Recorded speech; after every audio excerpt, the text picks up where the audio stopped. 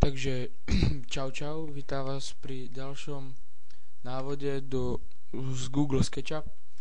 V tomto videu by som chcel ukázať funkciu Interselect Faces a ma to napadlo, takže predvediem to na takomto príklade. To som si spravil už koleso. Teraz si tuto dám 3D text, napíšeme, ja neviem čo, pneu, alebo také, no, to je už jedno. Dáme sa napríklad takto sem. Musíme to písmo zväčšiť, ale tak, aby to prechádzalo cez tú stenu.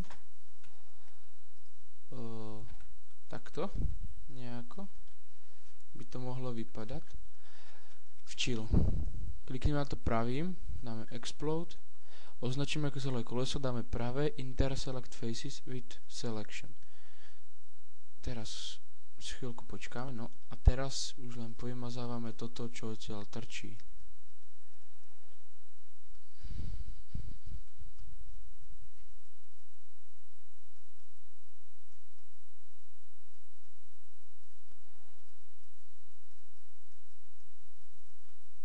Gotovo.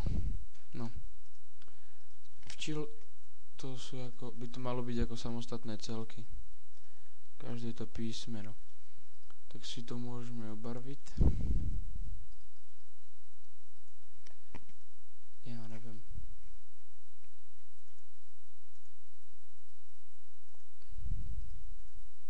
Toto dáme takto. No, hurá. Takže to je asi tak. To sa dá s všeličím robiť. Čo ja viem, či by som napríklad spravil takto. Spravíme si kostičku.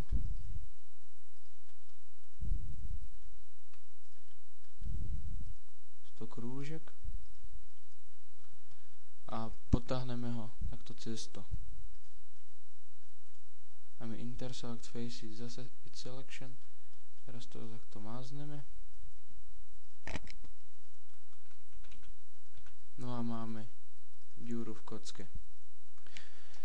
Tak to je asi tak všetko. Ďakujem, že ste si pozreli toto video. Ak sa vám páčilo, dajte odber, like alebo nejaký ten pozitívny komentár. Vždycky poteší a pozrite do popisku videa, tam nájdete odkaz na kanál môjho kamaráta. On začína tak robiť také animácie, tak chcel, aby som trošku ho podporil. Ďakujem a čaute.